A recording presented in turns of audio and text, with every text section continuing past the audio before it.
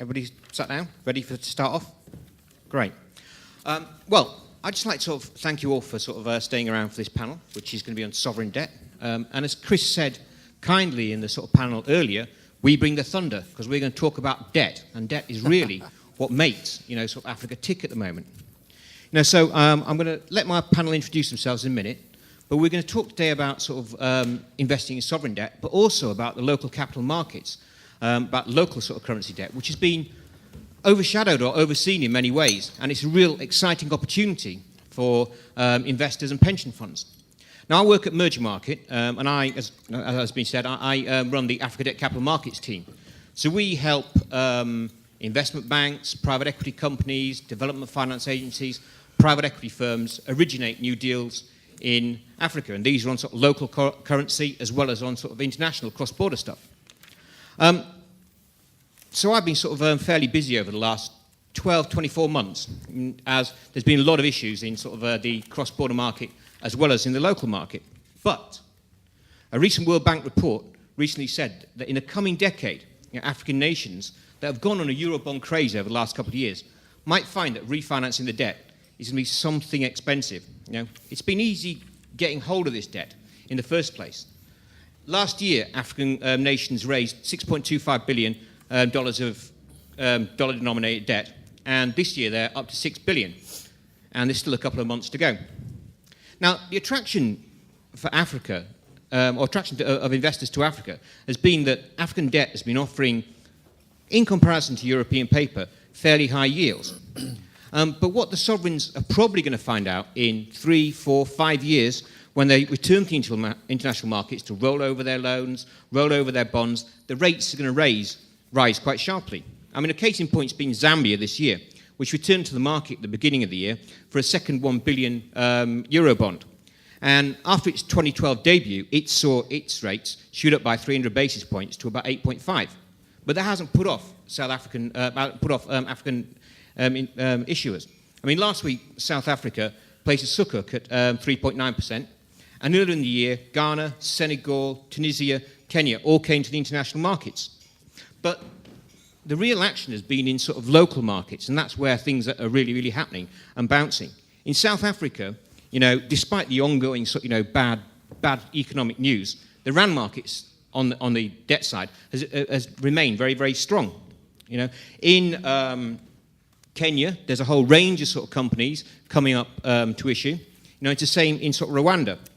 And there's a number of sort of companies that are now jockeying for position across all markets, because the regulators across the sort of 3, 4 markets of East Africa are talking together to try and create one platform where investors can get access to debt on all these issues. And that's the attraction that we've seen in French West Africa as well. Because if you issue on one market there, you'll be able to issue on lots of other markets and get access to a lot of new investors. It's an exciting opportunity, but the question is, how does a pension fund or an institutional investor get involved? And no doubt, sort of my panel will be able to sort of elaborate in the next 30 minutes. So, I'm going to let them introduce themselves. And first of all, I'm going to go to Jules. I'm Jules, Samain, working for Garanco. Garanco is a guarantee fund which has been set up by the 4 European governments. And basically, I'm looking after West Africa, Francophone zone. And our aim is to develop the infrastructure project in low-income countries and post-conflict countries. Hi everyone, Antoon Klerk from Investec Asset Management. If you've ever seen the zebra, we're the zebra riders. I am a portfolio manager on an Africa fixed income fund. One of the, I would want to claim it was the first one. I'm not exactly sure, but one of the first ones, where we exclusively invest into African debt. And happy to say that a big chunk of that is into local debt. So effectively, raising assets, global assets, and bringing it to Africa. So very much interested in developing these markets. Good afternoon, everyone. My name is Bahar, Alsharif, and I'm with the IFC Treasury Department. Recently moved to London to set up treasury operations for IFC in London. So I'm excited to be here. And one of our top priorities for IFC is Africa. So this is going to get us closer to the market participants by being in Africa and closer to the region. Peter Fiala, I'm working with Garantco and the Nigerian Sovereign Wealth Fund in helping develop a guarantor company, a local Naira-based guarantor company that is trying to look to attract the pension monies that we've been talking about into investing into infrastructure development within the Nigerian economy. Cool.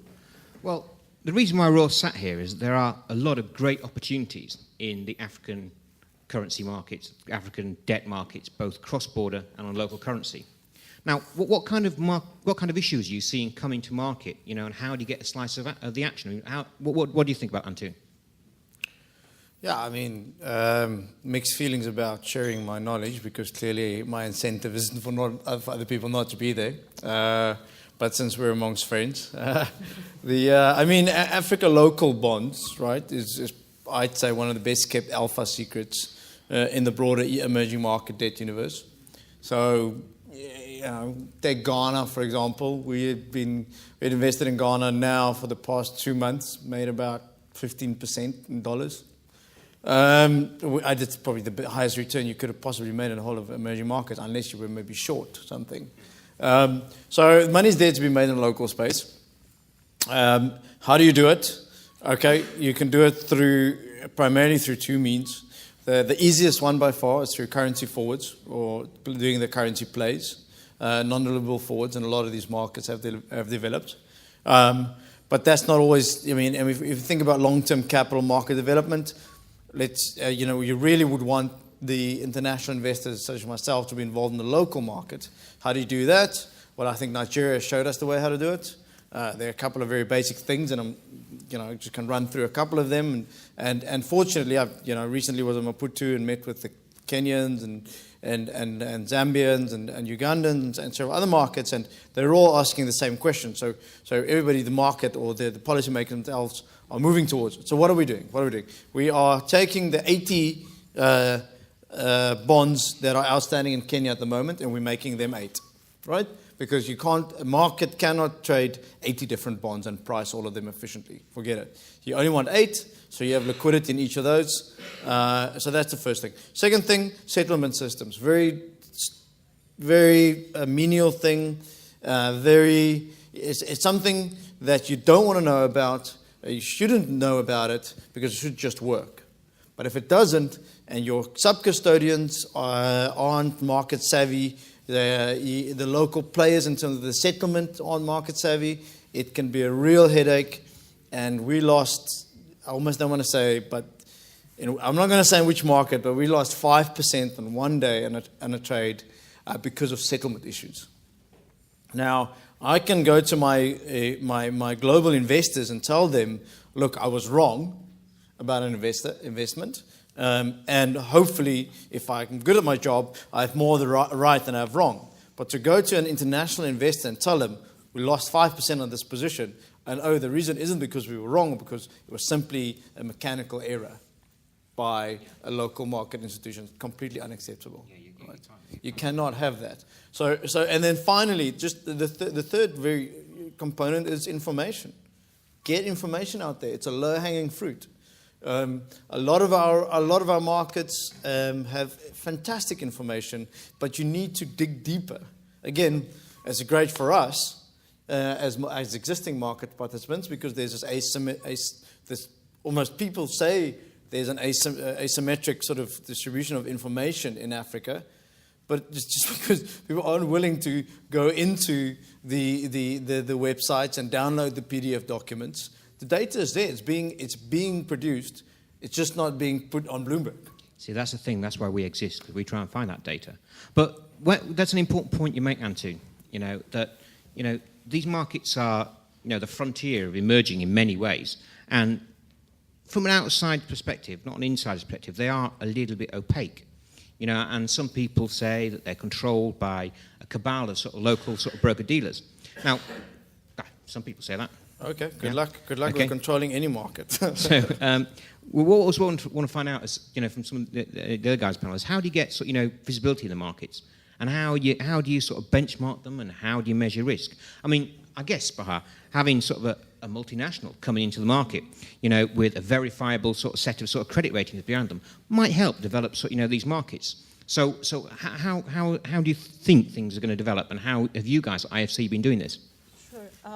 So I think Antoon's points are very valid, and that's why IFC is working very closely with the governments to ensure that regulatory approvals and everything is in place. But more than that, for example, with our bond program that we put together, the Pan-African Pan-African medium note program, the idea is to go into new markets, to set the regulatory framework in place, but also to look at the infrastructure, to look at the settlement issues that are there, to make sure that a benchmark is formulated. I think these are all very important because they're part and parcel of your investment decision at the end of the day. True. So what we have done, for example, we have issued in Rwanda, in Nigeria, in Zambia, and we can talk about the details of those transactions later. But to us, those transactions are like a test trade, if you will, to make sure that the market is functioning, that the systems are in place, so that when an opportune time comes for us to issue in that market, we're ready to go, or if there's a pipeline of projects that are looking for financing, that we have done all of that work prior to disbursement and to identifying the project. So I think it is a valid point, and I think IFC has done good work in that respect. Well, I mean, one of the other things, which I'm sure that you two guys can now sort of jump in when you like, is that liquidity is a bit of a problem in the markets, and there's a dearth of issuers. So how do you make liquidity? I mean, there's a huge amount of liquidity in sovereign bonds, but there's pretty much no liquidity if you scratch below that, except for maybe in a couple of financial institutions. Talking outside South Africa, naturally, but if you look at East or West Africa, there are a few financial institutions that do issue in there, but short term. And this is one of the big issues when I'm working on with the Nigerian government, is how do you bring liquidity into the market? And it's exactly what Antoon said. It's the systems. It's not necessarily that there's not the money there. It's just there's no functioning system. There's no credit default swaps in which a broker can just take a bond and hold it and then trade it off. So you really need the involvement of the central banks in this process. You need the IFCs of the world in this process, aiding in technical side of the central banks and the DMO, or as Antoon said, going from 18 bonds to 8 bonds, and actually issuing every 3 months rather than issuing every week. It's ridiculous. You can move the market. If I'm looking for, a nice sizable chunk of a piece of debt, and they're issuing every week, I'm going to move the market. Everyone knows Peter's out there looking for something.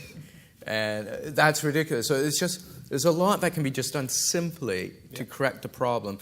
And you need the support of the governments in the form of providing some form of either the CBN acting as a repo, like these assets can be repoable, or there can be some sort of CDS being issued. But I don't know, Antoon, how that feeds into what you're saying. To create. I mean, on the CDS side of things, even in developed emerging markets, CDS trade in a very funny way. If you can issue, Nigeria should be an active swap market. Yeah. There's no, like you said, the liquidity is there, but maybe the technology is not there. I mean, I keep on wondering, why does the IFC and the IMF and the World Bank not form sort of this hit squad that goes from market to market and just sort of take out all the problems, right? Yeah, and the African Union. Having too many external guys like the multinationals coming into the market, surely that can't be a good thing, because not issue, but go be the guys behind the computer and It's IFC not issuing that's the issue. You don't need the IFC to issue. There is a 20-year yield curve in Nigeria, for instance. You need IFC providing the secondary liquidity. So if they're taking that money from their issuance and providing it to support liquidity within the market or creating a trading function, then that helps develop names below the sovereign. Because otherwise you have to charge 800 basis points to buy anything. There's a problem with the secondary market. When you're looking in sub-Saharan Africa, You know, I mean, you're talking to sort of, you know, guys who are sort of trading sort of debt in South Africa, then haven't got the full information on debt in Nigeria, haven't got the full information in Kenya. And then what I get with a lot of sort of South African fund managers I talk to is, yeah, that's a really interesting bit of business we saw. But, you know, we know for a fact it's gone straight away. You know, we're not going to get a cut into it because some of the local guys are going to sort of pick it straight up. And there just isn't enough in the market. You know, so the information sort of mix between the sort of three big capital centres, you know, is something. But why that would needs you to be issue done. an 800 basis point spread when you go to your local bank and just get a rollover at 200 basis points? I just want to come back to how to develop the market. I've been in the, from my past experience, I've been in the African market for quite all my life, and I know exactly what is the problem there. I think we need to build a capacity. We need to make sure that people on the ground understand exactly what the local capital market can bring in terms of development. If you think about the regulatory point of view, they have regulation, but those regulations doesn't help the market as well. And if you look at the investors, where are the investors in that? I'm talking about Francophone Africa. Investors are local banks, investors are insurance company. In terms of pension fund, the pension fund system in that area is completely poor. So we need to build the capacity. I think this is why before the panel I was discussing with Bahar, just look, why not team up and go and build a capacity in that area so that those people can understand exactly what is the importance of the capital market. And the other thing is that to attract investors, we need to, if build the capacity and then make sure that the issue that they are presenting to international investors are bankable issues. And this is why Garanco is there to wrap up the issues and make it more attractive. So one of the other things, Jules, that you know you see with, you know, the African sort of credit markets is that what needs to happen is there's got to be an attraction to the you know, less hot money, the more cold fish slice freezing money that'll actually stay there and won't jump around all the time. How do you actually make it easier for sort of pension funds from sort of, you know, outside of Africa to start sort of investing in those markets?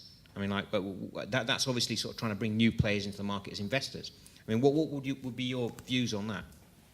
I think as Antoon was saying, is one of the things is the information asymmetry. And as he said, you can't, if you want to look at country like Cote d'Ivoire, you will not see any data on Cote d'Ivoire on Bloomberg. And you need to go to internet and download those information. And sometimes those data are really obsolete. You see 2006, 2001, where you are looking at 2011, 2012. I think those are the things that people in the market need to understand. And I'm still coming back to the capacity which we need to build. We will collaborate on that, definitely. But also to Antoon's point about the World Bank, IFC, and IMF coming together, our Not new... competing. No, not competing. No, we're one World Bank group. Actually, our president, Dr. Kim, has really called for IFC and IBR and the World Bank to come together to bring the private and public sector together, because you're absolutely right. So far, we've always worked independently of each other. They have concentrated on the public sector, we on the private sector. So the idea is to come together to see what we can do in these markets to be able to address a lot of the issues to sort of jumpstart the markets there. So That would be fantastic. Yes, Yeah. yes. So we that's one on the agenda, definitely. I think there is an energy in the energy sector. I think the World Bank and IFC are working together. On See, on the flip side, looking at the sort of private-public sort of relationship, if you actually go into sort of, you know, places where the bonds are being issued, there's a dialogue that has to happen with sort of people who are operating those markets to say, look, you know, the debt capital markets are actually open. You can actually sort of, you know, use them to raise capital, you know, and there's not enough understanding of sort of the debt capital markets in a lot of places around Africa, that they are actually sort of a good source of, you know, steady capital. Yeah, you know, I mean, it's easy. I mean, if you're doing a project, a mining project or an agriculture project, and you wander off down to your local bank, you're talking 20-30% interest rates on sort of very, very low tenor. But you were saying, If you're going for a you were loan. saying that there was an 800 basis point spread. Well, my question, I mean, since there is so much pension money in these markets, right? There's a lot. I mean, why do African bond curves look the way they look, right? They look like this. So you got the MPC rate right here, then they got the 1-year rate over there, and the 10-year rate down there, right? Why they look like that? Because the MPC rate is unfortunately not the effective rate in the economy, cost of capital. The effective cost of capital is the 1-year treasury bill rate, because that's what's used for open market operations. Okay, a little bit jargony, a little bit lingo, but effectively that is the cost of capital in the economy. And then because you have these actually few bond issuances, and you've got all this pension money hitting the system, that they just buy and hold, right? So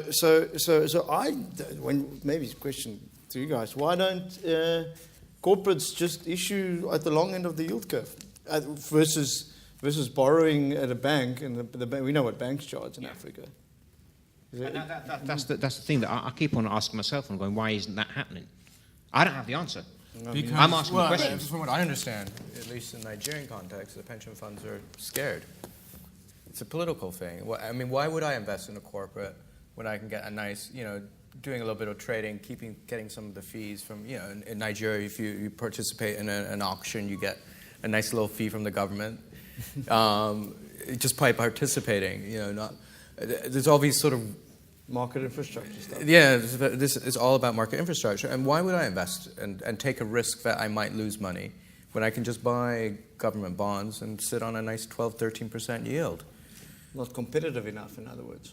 Yeah, I mean, yeah. But the pension funds don't want to take risks because it's a political issue. Especially in Africa, it's a new concept of taking, especially when you're getting up to 10, 15% of people's salary being removed. And in countries like Nigeria, where taxation has not existed, or it's been very minimal, people aren't used to having money taken out of their... Minimum participation, I think it is. Pardon? Minimal participation. But it's been a very effective tax. I mean, or user payment, whatever you want to call it, the pension reforms in Kenya and in Nigeria. Yeah. But the pension, the managers are just scared to lose money because it's a political issue all of a sudden. And that's why we're trying to work as by creating a financial guarantor that has quasi-government influence, maybe not backing, implicit or explicit, I mean implicit rather than explicit, that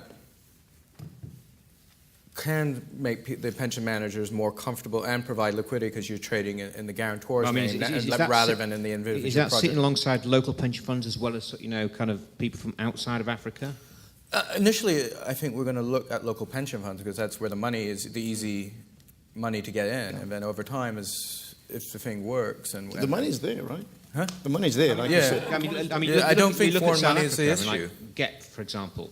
I chatted long ago and they were saying, look, even in the South African market, when we want to sort of invest in sort of bonds, it's a case of, there's so little issuance there that, if we're going to take a meaningful stake in it, we're going to take a big chunk, and that's not really using our money properly. So we've got to look out to, north of Limpopo and look at these other markets. But the way they're going to do that is you can deploy it in debt, as in loan finance, as opposed to sort of buying bonds. Yeah, but let's just be honest. Like local currency corporate debt, right, is a very esoteric asset class globally, right? So I'm almost saying, I like what you're saying. I really hope it works. But other than Nigeria, maybe, there are a lot of things that can be done that also facilitate the corporate debt markets, but that will just facilitate the local bond market, right? So they're low-hanging, and I think that's what you guys are about. If I may just take a few moments to point out a few things. So on the development of the capital markets, obviously IFC tries to be on the forefront, speak to the regulators. Rwanda is a prime example of how we have really worked well with the government because they're very keen on setting procedures and they want to apparently be the Singapore of Africa, is what I understand. So it's been good on that front for IFC to come in and issue bonds. And on the corporate front, IFC has been an anchor investor in Zambia. Soon after we issued our first bond issuance, Bayport, which is the largest microfinancer in Zambia, came in with an issuance, and IFC bought 40% of that. You're creating the market, it's basically market making. You're like Exactly. So that's one. You're going into these markets We've first. provided partial credit guarantees. We did that for the city of Johannesburg, which they were able to issue at 3 notches above what they could have initially. So that would hopefully pave the way. So we are trying to help the corporates by standing sort of behind them with guarantees, partial guarantees with anchor investing and such, to build that market. So that's IFC's contribution on that front. We have time for a couple of questions if anybody would like to ask anything. Wave your hands in the air, jump up and down. Do the forest of hands over there. It's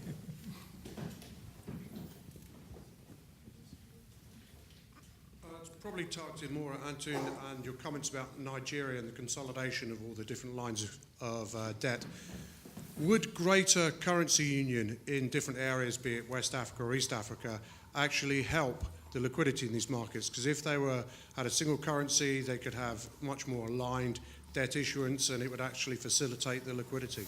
Right. It's a great question. I mean, if you look at the existing currency unions, right, there's, according to my understanding, quite limited cross-border ownership, right, within the Western African Francophone countries. The challenge with the single the challenge with the currency pegged to something like the euro is it's very nice for governments because the yields are really low, but it's very unattractive for me, right? I don't own Senegal or local currency or Ivory Coast local currency, other than the fact that the market infrastructure isn't there, but because the local currency pays as much as the dollar, right? But if you look at East Africa, I think before we added sort of common currency area, I think we should try get it to where capital is truly freely floating. There's a very obvious, fairly easy win in thinking from portfolio diversification perspective. If I'm a Kenyan asset manager, and actually Uganda is open to me, Zambia is open to me, Tanzania is open to me, and I can diversify my portfolio. I'm not going to put all of it in there, but I'm going to put 10% in there, and that sort of cross-border flow of capital, I think, can be quite powerful. Well, it is clearly to the benefit of the pensioners. That doesn't quite answer your question, but that's sort of my thoughts on that sort of area. Yeah. Any more for any more? Yeah. Okay. Well, thank you very much for attending. I'd like to thank my wonderful panel for making a really interesting sort of, albeit sort of end of day sort of discussion. And hopefully I'll sort of catch up with more of you tomorrow. Thank you very much. And please, round of applause.